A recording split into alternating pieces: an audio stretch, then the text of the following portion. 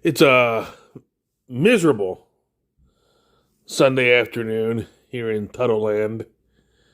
Gloomy, overcast, not really raining, but everything's just kind of moist and damp outside. It's chilly, gray. Perfect day for a Tuttle Bon Malt.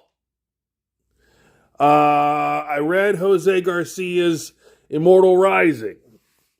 Don't have a ton to say about it, except that I was intrigued. As everyone knows, Sword and Sorcery is not your old pal Tommy's wheelhouse.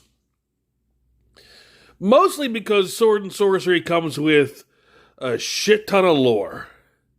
And lore for me is like studying for a chemistry exam. The seventh sign and the seventh moon and the seventh star drives me insane. But what Jose Garcia does with Immortal Rising, and Rini did it with Fiendish, and I think this is I don't know if they had audiences like me in mind. Maybe so, maybe no, but what both these storytellers did, which I think is an excellent way to introduce a sword and sorcery tale to those who don't like sword and sorcery tales, is keep your focus small in the beginning. Keep your focus on a handful of characters going through an adventure that we can all wrap our head around. We can all understand what this core group of characters is doing and why they're doing it, and then give us the grander landscape of the bigger story that the little story plays out against in dribs and drabs.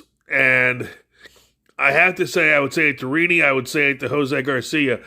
As a reader, that is such a frigging mercy not to get the whole Megillah just, I can't even call it spoon fed, just backhoe fed into your brain all at once. Give us this little tale.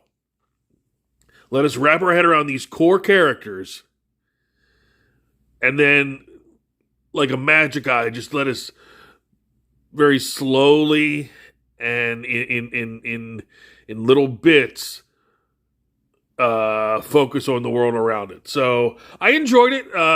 This is first issue. It's got the 1 in the corner, which suggests to me that a 2 is coming. I'll be there to back number 2 when it comes.